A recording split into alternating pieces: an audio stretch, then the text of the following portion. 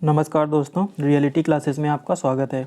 इस वीडियो में हम लोग अपना नवा टॉपिक कवर करेंगे, जलवायु परिवर्तन, जलवायु संरक्षण और COP27 सम्मेलन।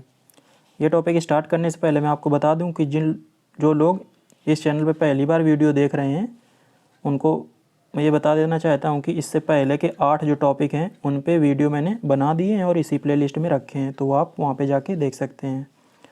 और जिन लोगों को PDF की ज़रूरत है तो उसके लिए भी एक वीडियो मैंने बनाया है जो इसी प्लेलिस्ट में रखा हुआ है, तो वहाँ पे जाके आप देख सकते हैं कि PDF आपको यदि चाहिए तो उस तरह से मिल सकती है। तो चलिए शुरू करते हैं। इस टॉपिक को हम लोग 2 पार्ट में करेंगे। पहला पार्ट जो है वो यहाँ पे देखेंगे। तो सबसे पहले हम लोग जलवायु परिवर्तन में जलवायु देखेंगे, इंग्लिश में बोलते हैं क्लाइमेट। तो किसी स्थान पे ना एक टर्म होता है मौसम, जिसको इंग्लिश में बोलते हैं वेदर, और दूसरा होता है जलवायु मतलब क्लाइमेट। तो जो मौसम होता है ना वो घंटे में या दिन में इस हिसाब से बदलता रहता है, लेकिन जो जलवायु होती है ना वो काफ़ी लंबे समय की जो मौसम की दशाएं होती हैं उसको जलवायु कहते हैं।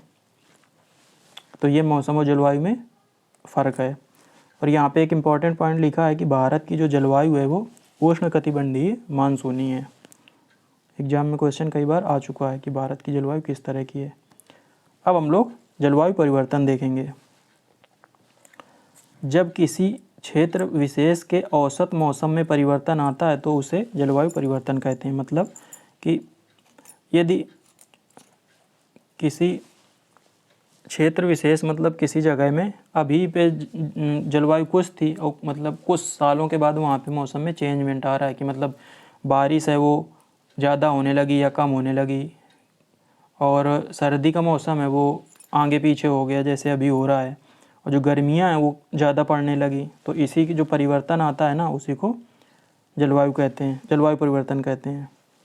अगला पॉइंट है, जलवायु परिवर्तन को किसी एक स्थान विशेष में भी महसूस किया जा सकता है एवं संपूर्ण विश्व में भी। कि जो जलवायु परिवर्तन है ना ये एक क्षेत्र विशेष के लिए भी हो सकता है और एक जो पृथ्वी है ना उसके लिए, मतलब एज ए होल यदि पृथ्वी को हम एक वस्तु समझें तो उसके लिए भी जलवायु परिवर्तन है ना वो हम लोग मेजर कर सकते हैं कि जो पृथ्वी का है ना उसमें जलवायु परिवर्तन कैसे हो रहा है। वर्तमान समय में इसका प्रभाव लगभग संपूर्ण विश्व में देखने को मिल कर रहा है कि जो जलवायु परिवर्तन का जो इफ़ेक्ट है ना वो एक जगह तक सीमित नहीं है, क्योंकि जो मौसम की दशाएं हैं ना वो एक जगह की दशा से दूसरी जगह की जो कंडीशन है वो अपने आप प्रभावित होती हैं। अगला पॉइंट देखते हैं, पृथ्वी के समग्र इतिहास में यहाँ की जलवायु कई बार परिवर्तित हुई है एवं जलवायु परिवर्तन की अनेक घटनाएं सामने आई हैं। तो जो जलवायु है पृथ्वी की वो ऐसा नहीं है कि अभी परिवर्तित हो रही है इसमें, लेकिन इससे पहले भी इसमें परिवर्तन हो चुका है। तो उस समय नेचुरल कारणों की वजह से हुआ था, तभी तो डायनासोर वगैरह जो विलुप्त हो गए हैं ना वो जलवायु परिवर्तन की वजह से ही हुए थे। अगला पॉइंट है, पृथ्वी का अध्ययन करने वाले वैज्ञानिक बताते हैं कि पृथ्वी का तापमान लगातार बढ़ता जा रहा है। ये तो सभी को पता होगा कि पृथ्वी के औसत तापमान में लगातार वृद्धि हो रही है। पृथ्वी का तापमान पिछले 100 वर्षों में 1 डिग्री फ़ारेनहाइट तक बढ़ गया है। ये फ़ारेनहाइट है, सेंटीग्रेड नहीं है। बताया जा रहा है यहाँ पे कि जो पृथ्वी का जो औसत तापमान है वो पिछले 100 वर्षों में 1 डिग्री फ़ारेनहाइट तक लगभग बढ़ गया है। आगे लिखा है,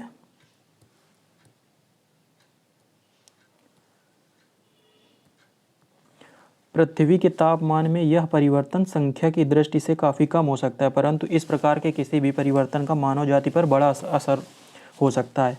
कि जो 1 डिग्री फ़ारेनहाइट है ना वो काफ़ी कम है, 1 डिग्री सेंटीग्रेड से भी काफ़ी कम होता है। आप अपने बॉडी टेम्परेचर से समझ सकते हैं। जो फ़ारेनहाइट में है ना तो लगभग 98 डिग्री फ़ारेनहाइट होता है, सेंटीग्रेड में बात करें तो 37 डिग्री सेंटीग्रेड होता है बॉडी का जो अपनी नॉर्मल टेम्परेचर है। तो इसमें 1 डिग्री फ़ारेनहाइट का चेंजमेंट जो बता रहा है कि वैसे तो देखने में बहुत छोटा लग रहा है, लेकिन जब हम पृथ्वी के एस्पेक्ट में देखते हैं तो ये 1 डिग्री फ़ारेनहाइट का टेम्परेचर काफ़ी बड़े प्रभाव है ना छोड़ता है। पृथ्वी के तापमान में वृद्धि होने से हिमनद पिघल रहे हैं। जो ग्लेशियर्स हैं वो पिघल रहे हैं। जो पृथ्वी का एवरेज टेम्परेचर जब बढ़ रहा है तो ग्लेशियर्स में जो बर्फ़ जमा है, तो ग्लेशियर वो ध्रुवों पे भी हो सकते हैं और ध्रुवों के बाहर भी हो सकते हैं, हिमालय वगैरह में। और महासागरों का जल स्तर बढ़ता जा रहा है। जब ग्लेशियर्स की बर्फ़ पिघलेगी तो पिघलने के बाद जल स्तर तो सीधी सी बात है वो पानी जाएगा कहाँ, समुद्रों में जाएगा, तो वहाँ का जो वाटर लेवल है वो बढ़ रहा है। परिणाम स्वरूप प्राकृतिक आपदाओं और कुछ द्वीपों के डूबने का खतरा भी बढ़ गया है। तो इससे कई प्राकृतिक आपदाएं भी आ रही हैं, नेचुरल डिजास्टर्स इंग्लिश में बोलते हैं। और कई जो ऐसे द्वीप हैं, आइलैंड नेशंस हैं, उनके डूबने का भी खतरा हो गया है। तो अभी हाल में आप लोगों ने सुना होगा कि जो इंडोनेशिया है ना, वो अपनी राजधानी है ना वो चेंज कर रहा है। अभी नुसंतारा द्वीप पे ट्रांसफ़र कर रहा है वो। तो नुसंतारा द्वीप पे नहीं, शायद बोर्नियो आइलैंड पे नुसंतारा नई राजधानी है। तो इसी वजह से, क्योंकि इसकी पुरानी राजधानी जो है ना वो डूब रही है, उसको शंका है कि आगे आने वाले कुछ समय में ये डूब जाएगी। आगे यहाँ पे इम्पोर्टेंट जानकारी दी गई है। विश्व आर्थिक मंच, इंग्लिश में शॉर्ट में लिखा है WEF, मतलब वर्ल्ड इकोनॉमिक फोरम की वैश्विक जोखिम रिपोर्ट 2020,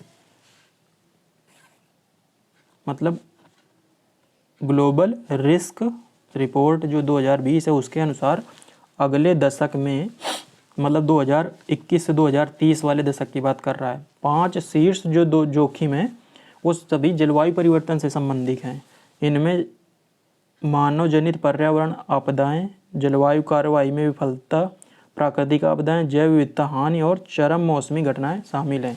कि जो शीर्ष 5 जलवायु से संबंधित जोखिम हैं, ये सब पाँचों हैं ना वो जलवायु, मतलब जो शीर्ष 5 रिस्क हैं वो सभी जलवायु से संबंधित हैं। उनके नाम लिखे हैं मानव जनित पर्यावरणीय आपदाएं, मतलब मैन मेड नेचुरल डिजास्टर्स, जलवायु कार्रवाई विफलता, मतलब आप क्लाइमेट एक्शन है ना वो लेने में असफल रहे यदि, और प्राकृतिक आपदाएं नेचुरल डिजास्टर भी आ सकती हैं, और लॉस इन बायोडाइवर्सिटी, जैव विविधता में हानि, और चरम मौसमी घटनाएं। मतलब चरम मौसमी घटनाएं का मतलब बहुत ज़्यादा पानी हो गया तो बाढ़ आ गई, पता चला सूखा पड़ गया, बहुत ठंडी पड़ गई या गर्मी पड़ गई, तो ये चरम है कि एक्सट्रीम वेदर कंडीशंस ये सब हो सकती हैं। एक फैक्ट यहाँ पे और लिखा है कि वर्ष 2018 का जो अर्थशास्त्र का नोबेल पुरस्कार है वो इन 2 लोगों को दिया गया था, विलियम डी नॉर्डहाउस और पॉल रोमर को। ये जलवायु परिवर्तन को दीर्घकालिक व्यापक आर्थिक विश्लेषण में एकीकृत करने के लिए इनको दिया गया था। कि मतलब इन्होंने जलवायु परिवर्तन का जो आर्थिक प्रभाव है वो क्या पड़ेगा दीर्घकालिक दृष्टि से, उसके बारे में इन लोगों ने अध्ययन किया था, दोनों लोगों ने। तो इनको अर्थशास्त्र का नोबेल मिला था 2018 में। अब हम लोग देखेंगे जलवायु परिवर्तन के कारण। तो पहला कारण है ग्रीन हाउस गैसें। इसके बारे में बचपन से ही पढ़ते आ रहे हैं, एक बार फिर से पढ़ लेते हैं।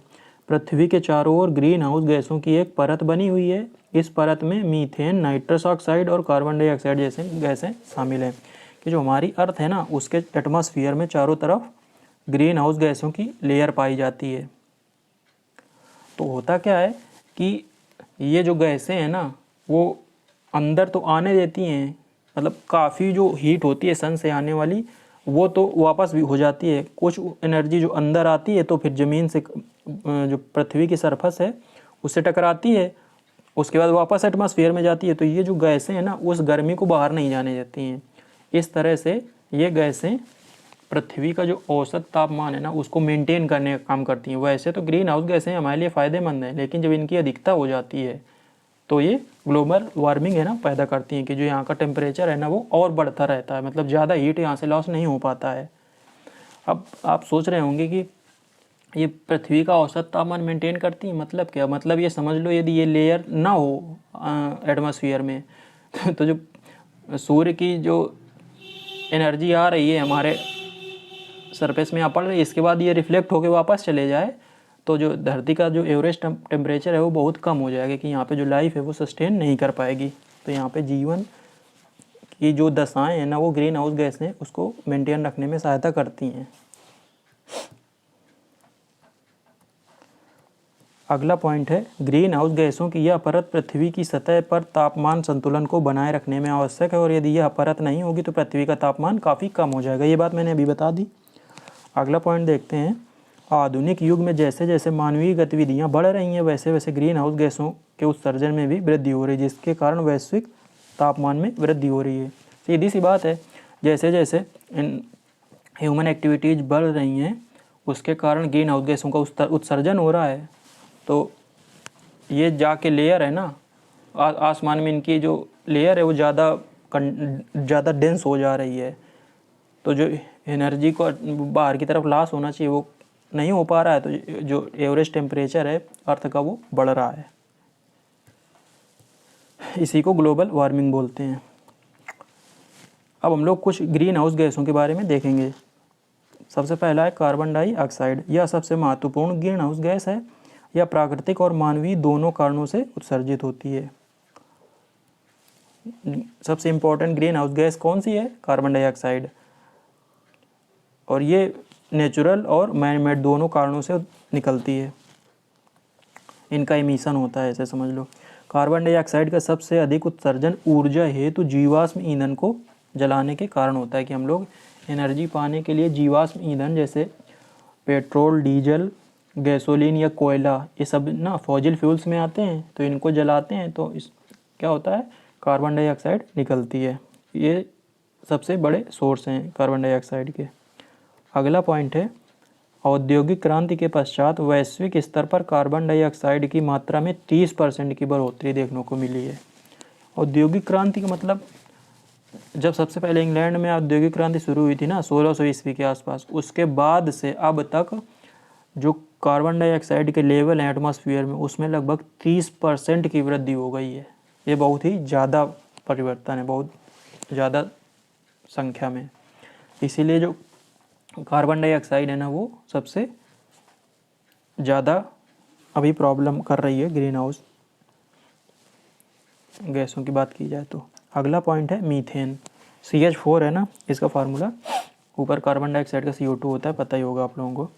अब मीथेन देखते हैं, दूसरी गैस है जो ग्रीन हाउस गैस है वो है मीथेन। जैव पदार्थों का अपघटन मीथेन का एक बड़ा स्रोत है। तो जो बायोडिग्रेडेबल मटेरियल्स होते हैं ना उनके अपघटन से ये मीथेन निकलती है। इसीलिए बोलते हैं ना इसको मार्स गैस भी बोलते हैं, कि दलदली क्षेत्रों में और यहाँ पे जो चावल के जो क्षेत्र होते हैं वहाँ पे ये मीथेन गैस निकलती है। बोले मीथेन कार्बन डाइऑक्साइड से अधिक प्रभावी ग्रीन हाउस गैस है। मतलब इसका जो ग्रीन हाउस पोटेंशियल है वो कार्बन डाइऑक्साइड से ज़्यादा है, लेकिन लिखा है यहाँ कि परंतु वातावरण में इसकी मात्रा कार्बन डाइऑक्साइड की अपेक्षा कम है। इसीलिए इसको सेकेंड नंबर में रखा गया है कि इसका ग्रीन हाउस पोटेंशियल तो ज़्यादा है, लेकिन मीथेन की जो एटमॉस्फेयर में परसेंटेज है ना वो बहुत कम है किसकी, कार्बन डाइऑक्साइड की अपेक्षा। अगले हैं क्लोरोफ्लोरोकार्बन्स। इनको CFCs बोलते हैं, क्लोरोफ्लोरोकार्बन्स।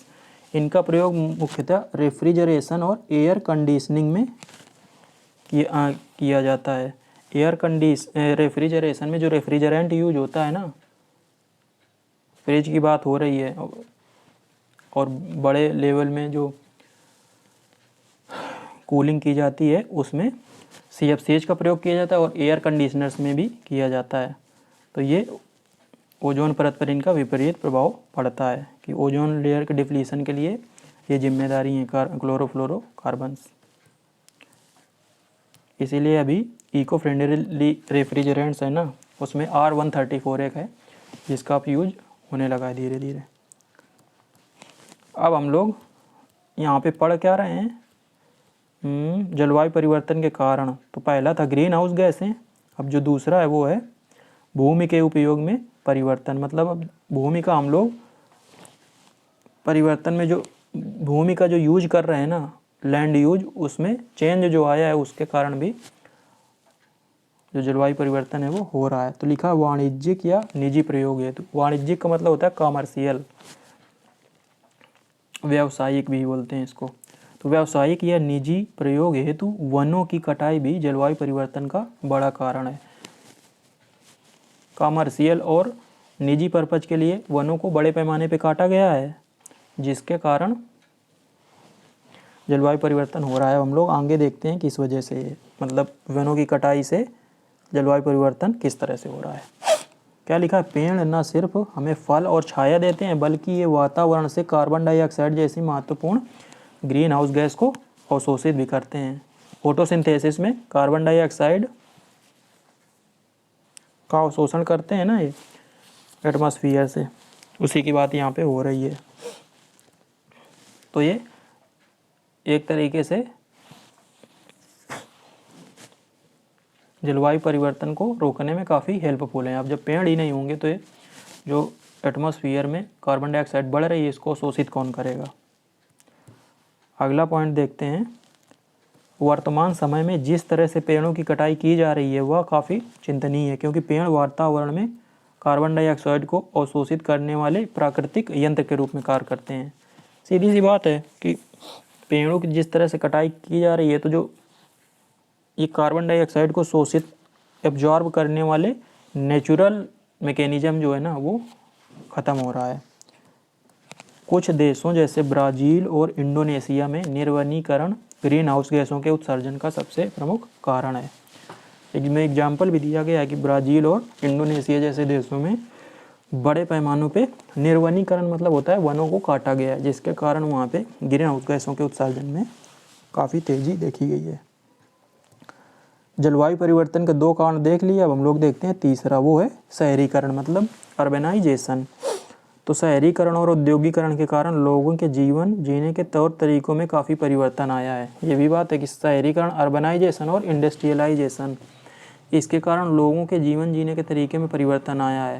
ये सीधी सी बात आया है एक परिवर्तन। पहले लोग अपने मतलब ज़रूरतों भर मतलब जितना ज़रूरत होती थी उतने में खुश रहते थे। अभी लोगों का क्या है ना कि ज़रूरतें बहुत ज़्यादा बढ़ गई हैं और अभी लोगों की ज़रूरतें पूरी ही नहीं हो रही हैं।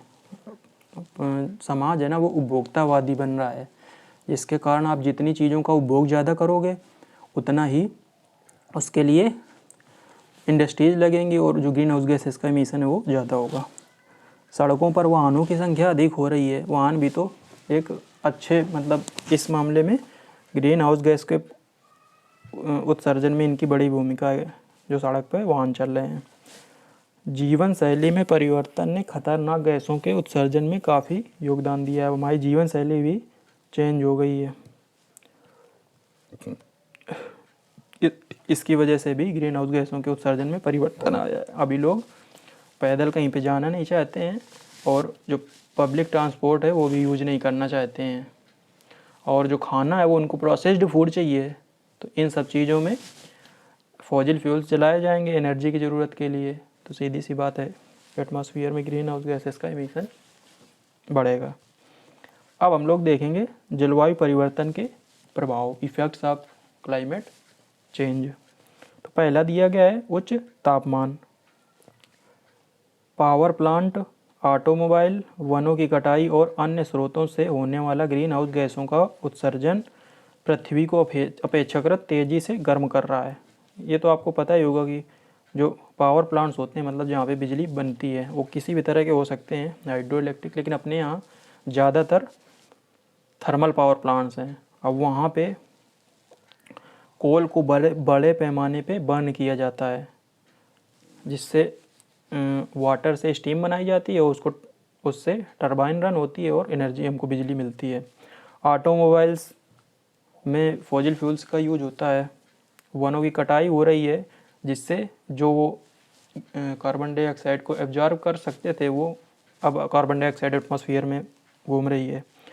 और अन्य स्रोतों से होने वाला ग्रीन हाउस गैसों का उत्सर्जन पृथ्वी को अपेक्षाकृत काफ़ी तेज़ी से गर्म कर रहा है। अब ये सब जो कारक हैं वो इनकी वजह से ग्रीन हाउस गैसें एटमॉस्फेयर में बढ़ रही हैं, और ग्रीन हाउस गैसें एटमॉस्फेयर में बढ़ेंगी तो अपने आप जो एवरेज टेम्परेचर जो अर्थ का है वो बढ़ेगा। तो वही लिखा है काफ़ी तेज़ी से टेम्परेचर बढ़ रहा है। अगला पॉइंट लिखा है पिछले 150 वर्षों में वैश्विक औसत तापमान लगातार बढ़ रहा है और 2016 को सबसे गर्म वर्ष के रूप में रिकॉर्ड किया गया है। ये तो लोग आप लोग सुनते ही आ रहे होंगे कि बोलते हैं कि अब पहले की अपेक्षा ज़्यादा गर्मी होने लगी है। तो जो औसत तापमान है ना वो लगातार बढ़ रहा है, और लिखा है कि 2016 जो है वो उसको सबसे ज़्यादा गर्म वर्ष के रूप में रिकॉर्ड किया गया है। अगला पॉइंट है इसी में गर्मी से संबंधित मतलब जो हीटिंग हो रही है एटमॉस्फेयर की, इससे संबंधित मौतें भी बढ़ रही हैं और बीमारी भी बढ़ रही हैं। समुद्र स्तर बढ़ रहा है और तूफान की तीव्रता में वृद्धि हो रही है। ये सब जलवायु परिवर्तन के सूचक हैं। अगला पॉइंट है एक अनुमान के अनुसार यदि ग्रीन हाउस गैसों के उत्सर्जन में कमी नहीं हुई तो इस सदी के अंत तक पृथ्वी के औसत तापमान 3 से 10 डिग्री फ़ारेनहाइट तक बढ़ सकता है। काफ़ी इंपॉर्टेंट पॉइंट है ये कि यदि ग्रीन हाउस गैसों के उत्सर्जन में कमी न की गई तो इस शताब्दी, ये जो 21वीं शताब्दी चल रही है, इसके अंत तक पृथ्वी का जो एवरेज टेम्परेचर है वो 3 से 10 डिग्री फ़ारेनहाइट तक बढ़ सकता है।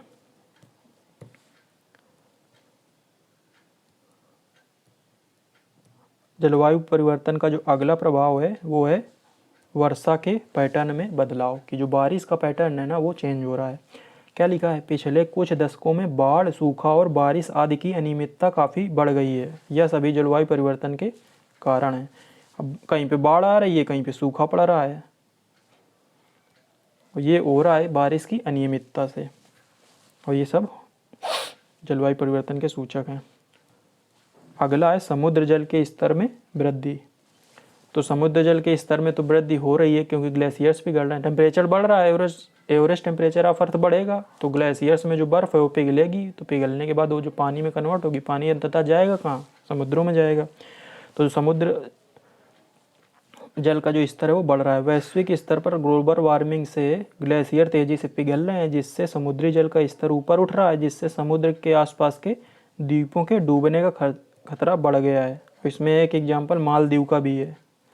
ये जो मालदीव है ना ये नीचे यहाँ पे है, मतलब श्रीलंका के बगल में, और इसके नीचे कौन सा है अपना लक्षद्वीप जो है ना उसके नीचे है। लोग घूमने भी जाते हैं, मालदीव बहुत अच्छी जगह है, लेकिन अब ग्लोबल वार्मिंग की वजह से इसके डूबने का खतरा बढ़ गया है। तो वहाँ के लोग फिर सोच रहे हैं कि धीरे धीरे दूसरी जगह शिफ्ट हुआ जाए। यही यहाँ पे लिखा है, मालदीव जैसे छोटे द्वीपीय देशों, आइलैंड नेशन की बात हो रही है जो एक आइलैंड के रूप में है। ऐसे ही इंडोनेशिया भी है, इन पे डूबने का खतरा मंडरा रहा है और लोग अपनी दूसरी जगहों की तलाश रहने के लिए कर रहे हैं कि अब रहने के लिए दूसरे जगह ढूंढ रहे हैं लोग। अगला है वन्य जीव प्रजाति का नुकसान, कि जो वन्य जीव की वाइल्ड लाइफ स्पीसीज जो है ना वो भी नष्ट होंगी। क्या लिखा है, तापमान में वृद्धि और वनस्पति पैटर्न में बदलाव ने कुछ पंछी प्रजातियों को विलुप्त होने की कगार पे पहुंचा दिया है। तो जो ग्लोबल वार्मिंग या क्लाइमेट चेंज का जो असर है ये भी है कि कई सारी जो पक्षियों की प्रजातियां हैं वो विलुप्ति के कगार पे पहुंच गई हैं। अगला पॉइंट जो अगले दो लिखे हैं वो काफ़ी इंपॉर्टेंट हैं। विशेषज्ञों के अनुसार पृथ्वी की 1/4 प्रजातियां वर्ष 2050 तक विलुप्त हो जाएंगी। तो कई जो विशेषज्ञ हैं जो इसका अध्ययन कर रहे हैं वो बोल रहे हैं कि वर्ष 2050 तक जो 1/4 प्रजातियां हैं ना वो विलुप्त हो सकती हैं। अगला पॉइंट लिखा है वर्ष 2008 में ध्रुवीय भालू, पोलर बियर की बात हो रही है, सफ़ेद कलर के जो होते हैं, टीवी में आप लोगों ने देखा होगा डिस्कवरी जैसे चैनल्स में। ध्रुवीय भालू को उन जानवरों की सूची में जोड़ा गया है जो समुद्र के स्तर में वृद्धि के कारण विलुप्त हो सकते हैं। तो 2008 में ध्रुवीय भालू को जोड़ा गया था किस लिस्ट में, ऐसे जीवों की लिस्ट में जो समुद्र जल का स्तर बढ़ने के कारण विलुप्त हो सकते हैं। अगला है रोगों का प्रसार और आर्थिक नुकसान, मतलब जो डिजीज है ना वो ज़्यादा फैल रही हैं और आर्थिक नुकसान मतलब इकोनॉमिक लॉस हो रहा है। जानकारों के अनुसार भविष्य में जलवायु परिवर्तन के परिणाम स्वरूप मलेरिया और डेंगू जैसी बीमारियां और बढ़ेंगी, ये बढ़ेंगी लिखा है, तथा इन्हें नियंत्रित करना मुश्किल होगा। ये सब पॉइंट आपको याद रखना है, एमसीक्यू जो पूछेंगे ना वो इसी तरीके से बनाएंगे, कौन इसके लिए मतलब जलवायु परिवर्तन का प्रभाव कौन इनमें से नहीं है या कौन इनमें से है, और 4 ऑप्शन आपके दे देंगे। एक डेटा यहाँ पे लिखा है कि विश्व स्वास्थ्य संगठन मतलब WHO, वर्ल्ड हेल्थ ऑर्गेनाइजेशन के आंकड़ों के अनुसार पिछले दशक से अब तक हीट वेव्स के कारण 1,50,000 से अधिक लोगों की मृत्यु हो चुकी है। ये WHO का डाटा है कि पिछले दशक से अब तक हीट वेव के कारण, मतलब ये 2011 से 2020 तक के इस वाले दशक की बात कर रहे हैं। इसमें लगभग 1.5 लाख से अधिक लोगों की डेथ है ना, वो हीट वेव्स की वजह से हो चुकी है। हीट वेव्स क्या होती हैं, आप लोगों ने सुना होगा कि इस समय हीट वेव अपने यहाँ लू बोलते हैं उत्तर भारत में। तो अपने यहाँ भी कई लोगों की डेथ होती है, वो जो एजेड लोग हैं या जो ठंडे प्रदेश रहे हैं जैसे यूरोप। तो यूरोप में जो अभी तक तो वहाँ पे जो एवरेज टेम्परेचर वो काफ़ी कम रहा है, लेकिन अब हीट वेव्स की वजह से टेम्परेचर एवरेज वो बढ़ रहा है। तो वहाँ के लोग इस तरह के मौसम के आदी नहीं हैं, इसलिए कई सारे जो लोग हैं वो इनकी चपेट में आ जाते हैं हीट वेव्स की, उनकी डेथ भी हो जाती है। अगला प्रभाव है जंगलों में आग। जंगलों में आग भी लग रही ग्लोबल वार्मिंग से। और आपने अमेजॉन के जंगल हैं, ऑस्ट्रेलिया में जंगलों में आग लग रही है या उत्तराखंड में आग लग रही है, इसके बारे में सुनते ही रहे होंगे। तो वो सब इसी वजह से है, जलवायु परिवर्तन की वजह से। इसमें देख लेते हैं क्या लिखा है। जलवायु परिवर्तन के कारण लंबे समय तक चलने वाली हीट वेव्स ने जंगलों में लगने वाली आग के लिए उपयुक्त गर्म और शुष्क परिस्थितियां पैदा की हैं। ग्लोबल वार्मिंग की वजह से आग के लगने के लिए उपयुक्त दशाएं हैं ना वो बन रही हैं। अगला पॉइंट काफ़ी इंपॉर्टेंट है, लिखा क्या है। ब्राज़ील स्थित national institute for space research के आंकड़ों के मुताबिक जनवरी 2019 से अब तक, तो जनवरी 2019 से अब तक मतलब ये रिपोर्ट कि ये जून 2019 की है, तो जनवरी से जून 2019 तक की बात हो रही है। यहाँ 6 महीने में ब्राज़ील के अमेज़न वनों में कुल इतने बार 74,155 बार आग लग चुकी है। और अगला डेटा क्या लिखा है, यह तथ्य भी सामने आया है कि अमेज़न वन में आग लगने की घटना बीते वर्ष मतलब 2018 से 2019 में 85% तक बढ़ गई है। ये तो आप लोग न्यूज़ में सुनते ही रहते होंगे। चलिए अब आज का इसमें लास्ट पॉइंट देखते हैं, जलवायु परिवर्तन और खाद्य सुरक्षा। मतलब जलवायु परिवर्तन से फूड सिक्योरिटी है ना वो किस तरह से प्रभावित हो रही है कि मतलब कई लोगों के ना अब फूड सिक्योरिटी ना खतरे में पड़ रही है। तो इसमें कई सारे पॉइंट हैं इंपॉर्टेंट, वो आपको देखने हैं। जलवायु परिवर्तन के कारण फसल की पैदावार कम होने से, जलवायु परिवर्तन से अब कई देशों में फसल की पैदावार भी कम हो रही है, जिससे खाद्यान्न समस्या उत्पन्न हो सकती है और साथ ही भूमि निम्नीकरण जैसी समस्याएं भी सामने आ सकती हैं। मतलब कि जो भूमि है ना वो अब उतनी उर्वरक फर्टाइल नहीं रह सकती है। ऐसा भी कई जगह पे आ रहा है कि जलवायु परिवर्तन से भूमि निम्नीकरण की भी समस्या आ रही है। अगला पॉइंट है, एशिया और अफ्रीका पहले से ही आयातित खाद्य पदार्थों पर निर्भर हैं। एशिया और अफ्रीका पुअर कंटिनेंट हैं अमेरिका और यूरोप कंटिनेंट की अपेक्षा। तो ये क्षेत्र तेज़ी से बढ़ते तापमान के कारण सूखे की चपेट में आ सकते हैं। तो सबसे ज़्यादा प्रभावित एशिया और अफ्रीका रहेंगे। अगला पॉइंट है IPCC, इसका फुल फॉर्म है inter governmental panel on climate change. इसके बारे में हम लोग आगे पढ़ेंगे कि ये क्या है, अगले वीडियो में इसमें मैं बनाऊंगा, क्योंकि क्या रोकथाम के उपाय किए जा रहे हैं ना, उसमें एक ये भी है कि जलवायु परिवर्तन को रोकने के लिए क्या क्या उपाय किए जा रहे हैं। उसमें IPCC का जो फॉर्मेशन है वो भी शामिल है। तो जो IPCC की रिपोर्ट है उसके अनुसार क्या लिखा है, कम ऊंचाई वाले क्षेत्रों में गेहूं और मकई जैसी फसलों की पैदावार पहले की अपेक्षा गिरावट देखी जा रही है। कि जो कम ऊंचाई में स्थित क्षेत्र हैं, जगहें हैं, उनमें गेहूं और मकई की जो पैदावार है वो पहले की अपेक्षा अब कम हो रही है, तो उसमें गिरावट आई है। अगला पॉइंट है, वातावरण में कार्बन की मात्रा बढ़ने से। कार्बन का मतलब कार्बन डाइऑक्साइड की बढ़ेगी मात्रा, तो कार्बन की बढ़ेगी।